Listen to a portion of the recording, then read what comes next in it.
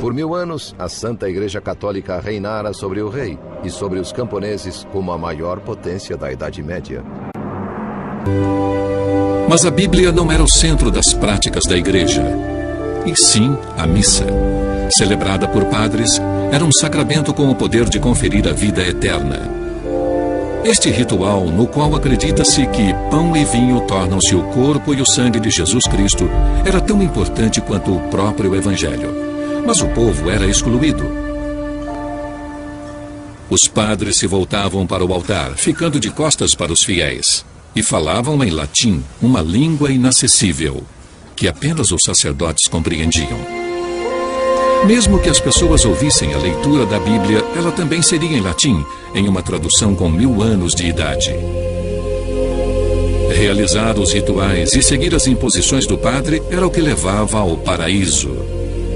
E isso concedeu à Igreja um enorme poder político. Século XII. Idade Média. Idade das Trevas.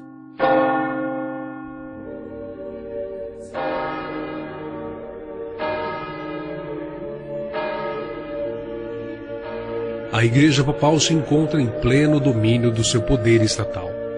O cristianismo romano se tornara a religião oficial de todo o império. Os deuses pagãos e seus templos foram abolidos. Hoje, o que restam deles são apenas ruínas.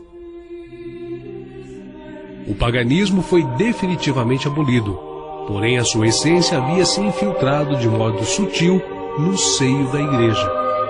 A veneração íntima aos santos substituíra o culto aos deuses pagãos. A Saturnália foi substituída pelas comemorações do Natal em 25 de dezembro, onde era celebrado o nascimento do deus Mitra, e o antigo Festival dos Mortos pelo Dia de Finados. Dedicaram os altares pagãos aos heróis cristãos, adaptaram no ritual da igreja o incenso, as imagens e esculturas, as velas, as flores, as procissões, as vestes, os hinos e orações repetitivas com os quais satisfaziam os povos em cultos antigos. A Igreja passou a instituir dogmas e preceitos enganosos, como o sinal da cruz, o batismo infantil e entre tantos outros, além do purgatório, onde se acredita que as almas dos mortos são atormentadas até serem purificadas de seus pecados terrenos. O tempo que uma alma passava no purgatório era limitado pela venda de indulgências, as quais eram uma espécie de passaporte para o paraíso e de perdão dos pecados, e envolvia vastas somas de dinheiro aos cofres da igreja. Nome do falecido parentesco? Henrique Luther. Avô. Reze um Pai Nosso a cada degrau. Quando alcançar o último degrau, Henrique Luther estará livre do purgatório e entrará no paraíso. Nome do falecido e parentesco? Wolfram, senhor. Reze um Pai Nosso a cada degrau. Quando alcançar o último degrau, Wolfram estará livre do purgatório e entrará no paraíso.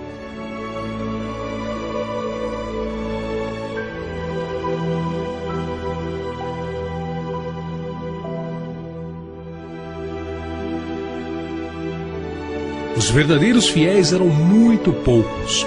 Perdeu-se de vista o brilho da luz do Evangelho, mas multiplicaram-se as formas de religião, e o povo foi sobrecarregado de severas exigências. Todos os que resistissem ou fossem contrários aos dogmas da Igreja Papal eram considerados hereges e entregues às autoridades do Estado para que fossem punidos. As penas variavam desde o confisco de bens e perda de liberdade até a pena de morte, muitas vezes na fogueira, método que se tornou famoso, embora existissem outras formas de aplicar a pena. E estava então instituída a Inquisição Católica.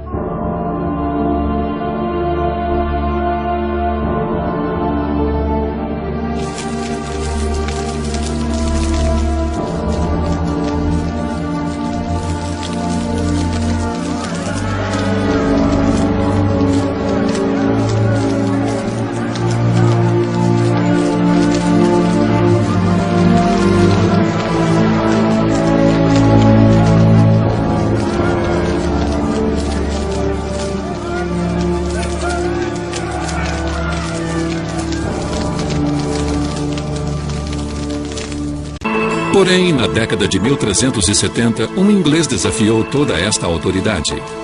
Ele condenou o poder político e econômico da Igreja, questionou o sagrado sacramento da missa e atacou a autoridade espiritual de seus sacerdotes.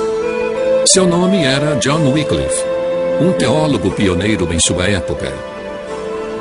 Ao ler minuciosamente a Escritura, Wycliffe percebeu que a igreja que ele conhecia divergia da pureza dos evangelhos originais. Indignado, Wycliffe propôs um cristianismo puro e renovado, com o suporte de uma Bíblia em inglês. Agora, sabendo disso, por que não podemos escrever o evangelho em inglês para poder edificar a alma de todos os homens? Ler a Bíblia de Wycliffe encorajava as pessoas a terem opinião própria, algo que não era tolerado pelas autoridades.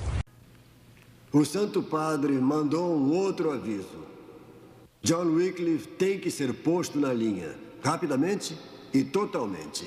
Eminência, deixe-me assegurar que sou um entusiasta em realizar o pedido do Santo Padre. Nós não podemos falhar mais uma vez, Bispo Courtney. Eu tenho garantido à sua santidade que o senhor tem tudo sob controle. A corrente política tem mudado a nosso favor, Eminência. Wycliffe não foi silenciado porque houve a proteção de John of Gaunt. Agora temos ordens superiores. Além de que, as palavras escritas de Wycliffe é tudo o que precisamos. Se os bispos ouvirem o motivo, se me perguntarem sobre as Escrituras, se pudermos concordar que a glória da Igreja de Deus se encontra na devoção e fé e serviço, não no poder e riqueza, bem, Nicholas. Pense em todas as portas de inquéritos que podem ser abertas. Só espero que isso não feche a porta, a da sua cela. Cristo e seus apóstolos viveram na pobreza. Não devíamos imitar o exemplo deles? E como sugere que disponhamos os bens da igreja?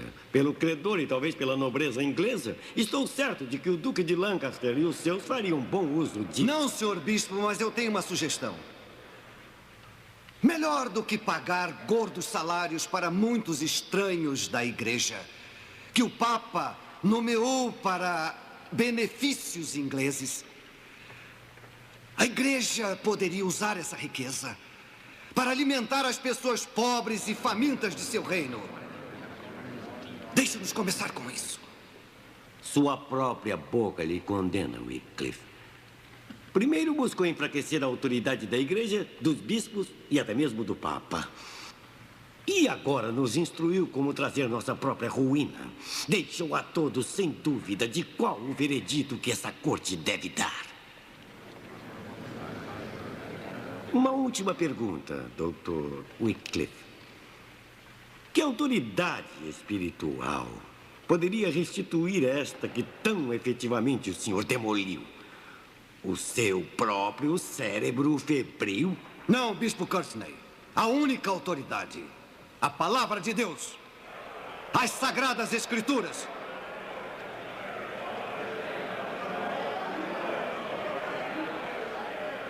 Deixem-me passar! Deixem-me passar! Eu tenho um documento importante para o arcebispo.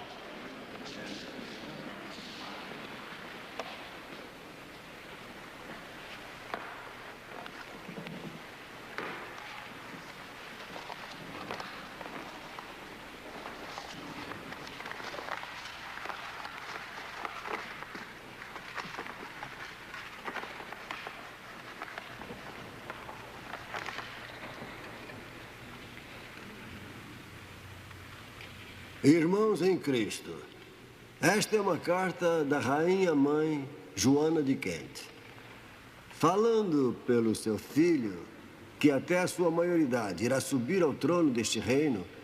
Sua Majestade declara que o Dr. John Wycliffe tem prestado um serviço valioso para a coroa, o qual ela pede à corte para reconhecer. Portanto, ela solicita que não haja tormento ao Dr. Wycliffe.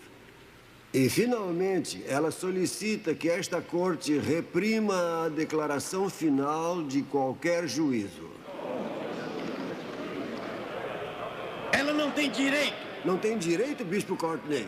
Não tem direito? A rainha mãe falou e todos nós ouvimos respeitosamente.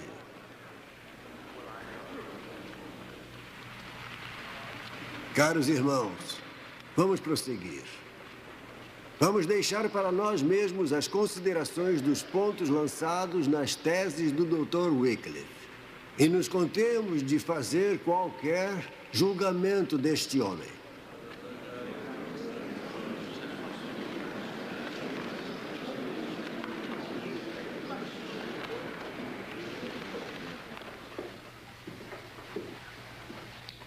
John of Gaunt, percebo a sua mão suja. A rainha mãe deve ter atendido a seu pedido. Então, mais uma vez, o Wycliffe escapa de nossas mãos. Deveria estar satisfeito com a destruição dele, meu senhor. Satisfeito? Por Deus, eu espero que não. Você está enganado. Eu preferiria ter o Wycliffe conosco do que contra nós. Ele é brilhante. Sua vida é impecável. Sua devoção a Deus também. Qualidades perigosamente atraentes. Mas o homem está iludido. Ele é um herege e tem que ser silenciado. Se não for controlado, será um veneno para a cristandade. Dizem que seus seguidores crescem diariamente. Seu nome e influência se espalham como uma praga. Com certeza já ouviu falar dos vários padres itinerantes que ele tem mandado para o interior para pregar as escrituras. Sobre a zombaria com a pregação de nossos monges e seus seguidores, eu não os responsabilizo por isso. Às vezes, eu gostaria que fosse minha única voz que se levantasse em defesa da verdadeira igreja. O que vai ser feito quando a cabeça for tão frágil assim? Sudbury vai à direita ou à esquerda ao sabor do vento. É um covarde. Arcebispos não vivem para sempre, meu senhor. Isso mesmo, irmão Marco. Mas se ficarmos esperando pela morte dos homens, podemos esperar por muito tempo. Tem alguma coisa em mente, senhor? Ah, é claro. Certamente que sim. O pássaro voou depois de ser apanhado, mas a armadilha ainda está aqui para pegá-lo. Oxford é a chave. Se Oxford for purificada de Wycliffe e das heresias de Lillard, eles perderam a credibilidade. Sem o endosso do mundo acadêmico, a nobreza não achará mais atrativos. Ideias são tão poderosas quanto o homem que as possui. Além disso, se os camponeses tiverem mais problemas do que já têm, a nobreza será a primeira a gritar pela lei e pela ordem. E a quem pedirão ajuda? A igreja? O caos e a matança vieram para a Inglaterra com a eclosão da revolta dos camponeses. Milhares de pobres marcharam para Londres, esmagando toda a autoridade, exceto a do jovem rei Ricardo III. A nobreza juntou suas forças e eliminou a rebelião. Mas foi um tempo de desordem e protestos violentos contra todas as instituições que oprimiam o homem comum. A nobreza e muitos da igreja começaram a responsabilizar John Wycliffe pela revolta. Ao chanceler Rigg de Oxford, sem demora.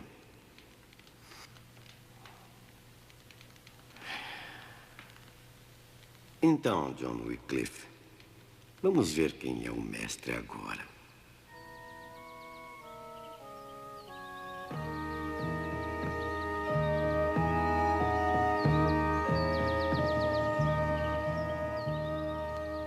Isso tinha que acontecer, John. Desde minha nomeação, tenho lutado por sua liberdade de ensinar o que você queria dentro dessas paredes. Doutrinas condenadas pela corte papal, ensinamentos proibidos pelo concílio de Lambeth. Mas isso não poderia continuar. Ambos sabíamos disso. Courtney nomeou um conselho de 12 para examinar a universidade. Minha autoridade está fora deste conselho. Eles têm emitido suas primeiras ordens. Veja você mesmo. Eu fui destituído de todos os privilégios acadêmicos. Eu não gostaria de me submeter. Deus sabe. Não tem escolha, chanceler. Enquanto a universidade estiver ligada à igreja, não tem escolha. Se resistir... Se eu resistir, o Papa Urbano irá fazer uma interdição na universidade. A universidade irá perder todos os seus privilégios. Assim como perdi os meus. Precisamente. Embora eu tema que não fique apenas nisso. Outras cabeças irão rolar. Eu estou certo. Talvez a minha. Eles não têm nenhum respeito por esse lugar como o maior centro de ensino do mundo cristão. Eles se preocupam apenas com a conformidade e obediência adequada. Então estou proibido de ensinar. Sim. Sim, eu sei. Eu agradeço, senhor. Sim, oh sim. Agora eu entendo. Lutterworth. Oh, senhor, assim será. Isto será feito. Lutterworth. O que vai fazer em Lutterworth? Por que não? Eu não tenho passado esses 8 anos sendo reitor de Lutterworth. Por que eu não deveria resumir minhas obrigações pastorais? Já era tempo, considerando o número de sermões que tenho pregado contra o clero ausente. Sabe muito bem que nunca negligenciou seus deveres pastorais, mesmo que não fosse em Oxford. Noite passada, em minhas orações, eu vi muito claramente a mão da divina providência que me guiava de volta a Lutterworth. Como pastor? Sim.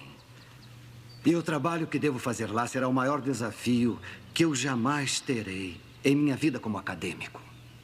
Como acadêmico, senhor? O que quer dizer?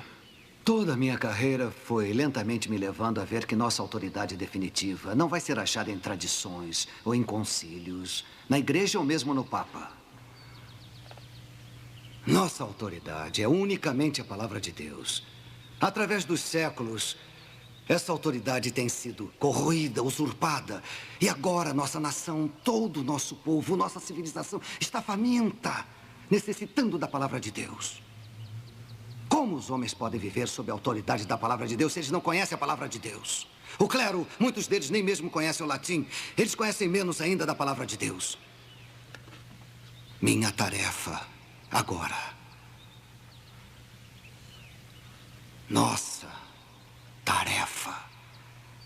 Nicholas, meu caro John, se vocês quiserem, poderemos usar este exílio para traduzir a Sagrada Escritura, toda ela para o inglês, nossa língua nativa. Então eles poderão ouvir e entender por todo o nosso povo.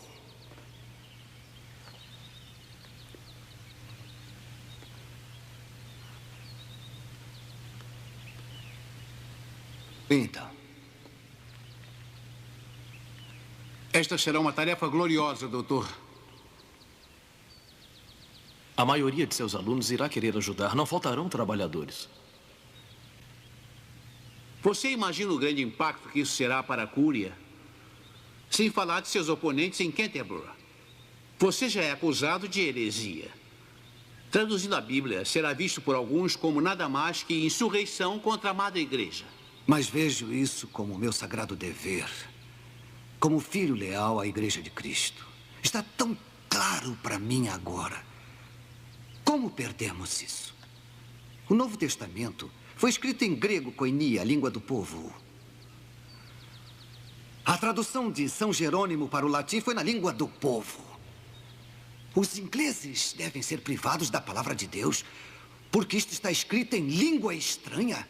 Como podemos manter a igreja fiel sem a palavra de Deus como pão para as almas famintas? Meu sonho é ver o inextinguível fogo da palavra de Deus aceso nos corações e mentes de todo o povo. todo o nosso povo.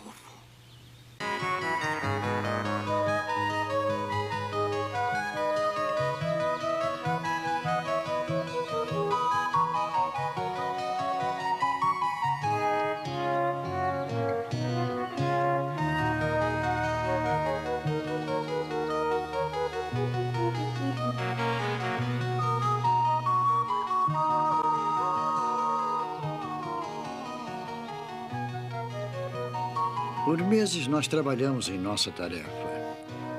Dia após dia, com muita atenção nas Sagradas Escrituras, que se tornou para nós uma fonte de verdadeira revelação e constante compreensão dentro da verdade da lei de Deus. Nossos corações ficaram radiantes com a palavra de Deus.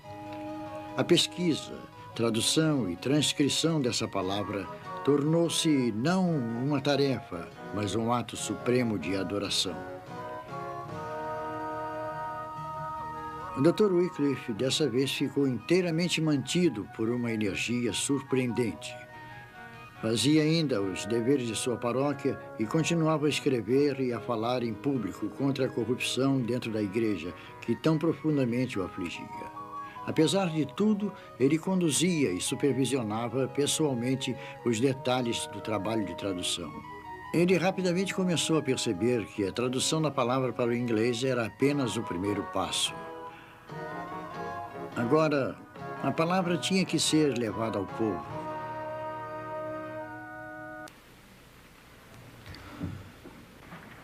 Dentro desta lista, nós temos descoberto as heresias execráveis deste pernicioso teólogo, John Wycliffe.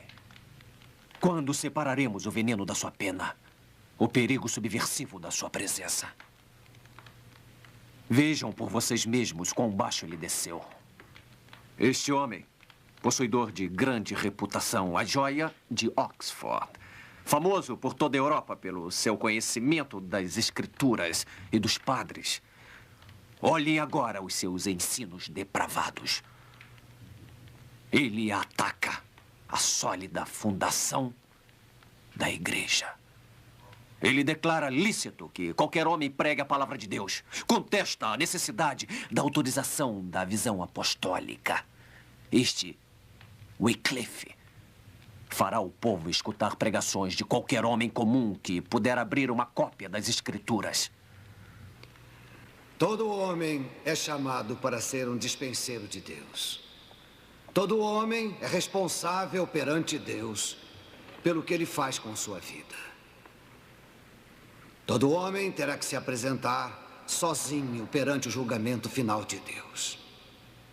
Deus nos deu as Escrituras e devemos aprender como pensar e acreditar e viver. Meus bons irmãos, vamos fazer isso conhecido de que é certo todo homem examinar as Escrituras por ele mesmo, para ler em sua própria língua, para que possa aprender como servir a Deus. Não é suficiente deixar sua interpretação para a igreja. Ele foi condenado como herege, proibido de debater suas doutrinas perniciosas no púlpito. Oxford foi limpa de sua influência, mas não atingiu o centro da heresia. E então este instruído doutor ainda permanece como um espinho na carne da Madre Igreja. O que nós aprendemos é que ele e seus assistentes têm estado empenhados desde o momento em que foram a Luther Wars para traduzir as Sagradas Escrituras para a língua inglesa. Poderá a lei de Deus, que veio a nós na língua da erudição, ser tão humilhada, tão despida de majestade, tão debilitada de significado? E como poderá a língua vulgar do homem comum transmitir adequadamente esta sabedoria? Nós realmente ousamos dar a palavra de Deus em linguagem comum, nas mãos de pessoas comuns? Nós entendemos inteiramente o que estamos fazendo. Não será um abuso, um mau uso e interpretar mal as Escrituras. Meus irmãos, alguns abusarão. Mas manter as Escrituras como propriedade da hierarquia e do clero preveniu o abuso? Não realmente. Favoreceu os abusos. Nós daremos a palavra de Deus para os filhos de Deus e o Espírito dele os guiará. Será necessário tempo para crescer e entender. Mas eu temo que o julgamento caia sobre nós se não ousarmos quebrantar esta palavra. Não foi abençoada a declaração de Santo Agostinho que era necessário apenas aos ordenados por Deus entender as Sagradas Escrituras e que apenas eles deveriam comunicar esse conhecimento? E Deus tem confiado o tesouro de sua palavra para os que mantêm a sua Sagrada Igreja, para que os homens ignorantes não as interpretassem mal, para a sua própria condenação. Eu fui informado, Eminência, que a intenção de Wycliffe é de mandar outro grupo de pregadores esfarrapados para o campo. Desta vez, armados com cópias da nova tradução. Eles precisam ser impedidos. Isto será ordenado com o selo do rei Ricardo e com o certificado de um bispo que doravante todo pregador itinerante será apanhado e aprisionado. Meus amigos, o caminho será árduo. Fome, amargura, frio, falta de palavras.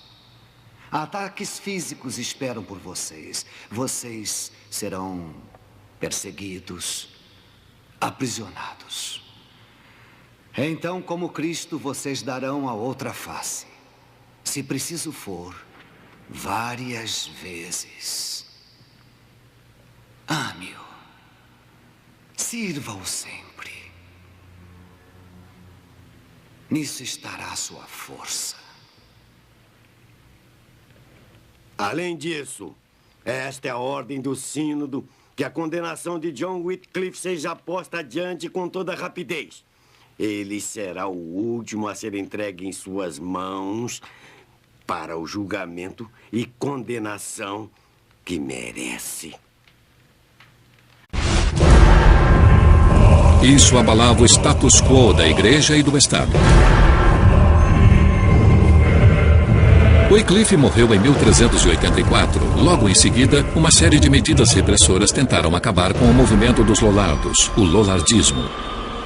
Em 1407, os livros de Wycliffe foram proibidos e a tradução da Bíblia para o inglês se tornou ilegal. A partir de então, possuir uma Bíblia em inglês era considerado heresia. E a punição para a heresia era a fogueira. Em 1415, 30 anos após sua morte, um concílio da Igreja Católica condenou Wycliffe como herege, dando início a um ritual bizarro. Em 1428, quase meio século depois de ser enterrado, o corpo de Wycliffe foi exumado pelas autoridades. Esta exumação macabra foi a vingança da Igreja. Haec Sanctus Synodos declarat deficientiat eundem Johannem Wycliffe Esse concílio sagrado declara, define e determina que John Wycliffe foi um herege obstinado e notório. E até morreu como herege. Em seguida, seu corpo foi entregue às autoridades e levado à fogueira. Este concílio o excomunga completamente e condena sua memória. Decreta e ordena que seu corpo e ossos, se puderem ser distinguidos dos corpos dos fiéis, sejam exumados e levados para longe do cemitério da Igreja, segundo as sanções legítimas da lei canônica. Desta forma, as autoridades esperavam destruir Wycliffe e suas ideias totalmente. Mas foi em vão. Mesmo sendo ilegais, sobraram mais manuscritos da Bíblia de Wycliffe do que de qualquer outro texto medieval em inglês.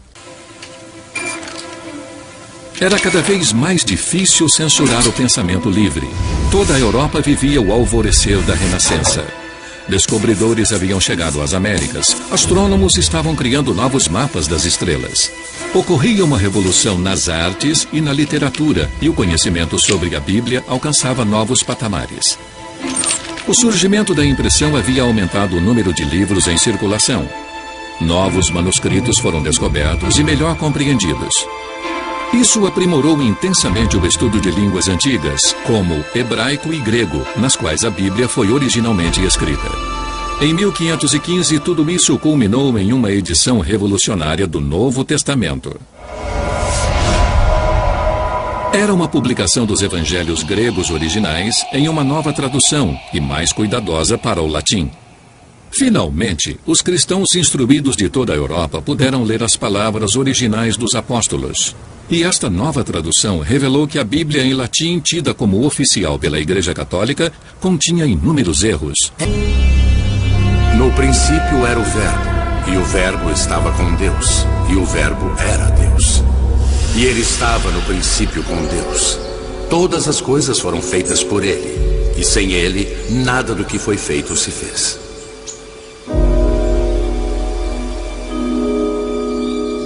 A nova edição do Novo Testamento grego serviu de inspiração para um jovem estudioso chamado William Tyndale.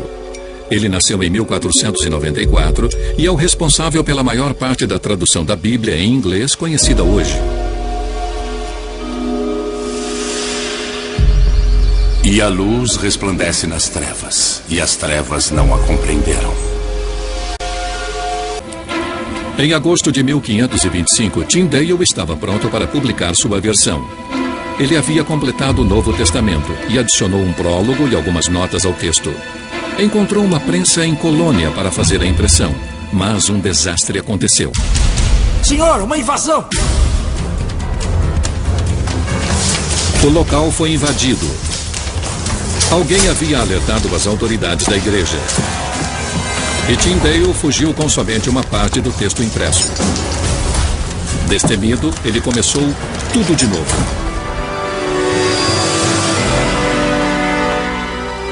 Finalmente, em 1526, Tyndale publicou seu Novo Testamento, que daria início a uma revolução.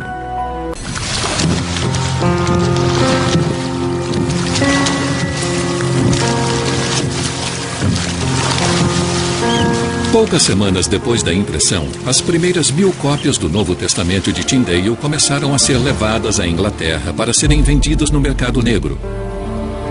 Tornou-se um best-seller. O governo reagiu com uma perseguição violenta. O Novo Testamento de Tyndale foi queimado em praça pública. Logo, as chamas não estavam apenas engolindo livros, mas também pessoas.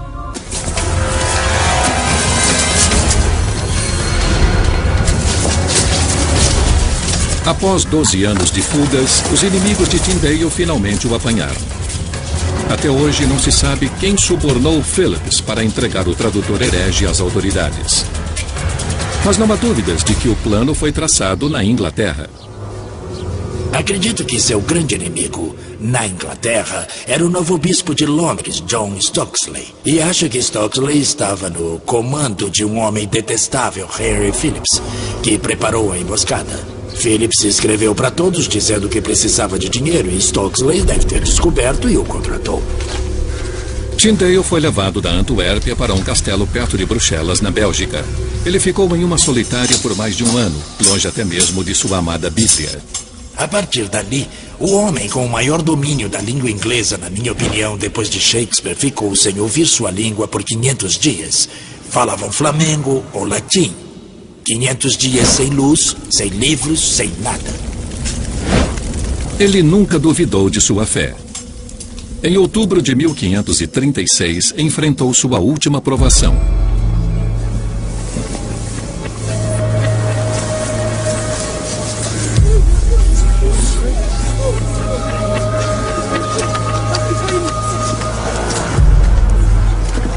Ele foi ameaçado durante toda a sua vida adulta. No entanto, sua convicção não foi ofuscada.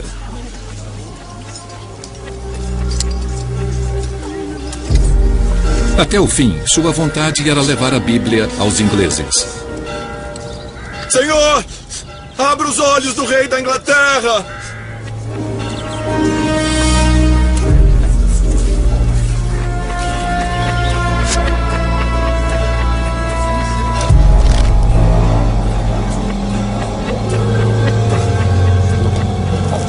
Tyndale seria poupado do horror das chamas ao ser estrangulado antes.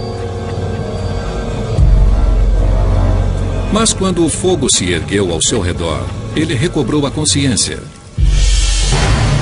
O serviço havia sido mal feito.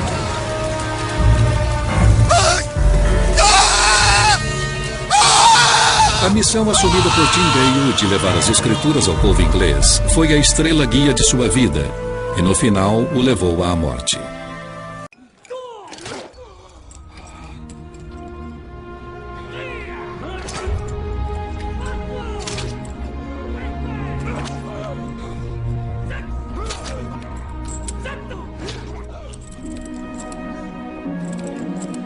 Desde o início, o corpo de Cristo sofreu perseguições e derramamento de sangue.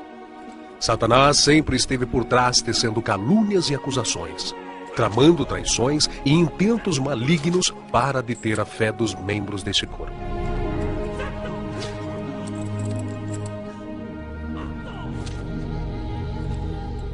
Porém, haverá um período singular na história da Igreja, onde uma grande perseguição sem precedentes, regido pelo governo mundial do Anticristo, acometerá todos os fiéis que estão sobre a face da terra.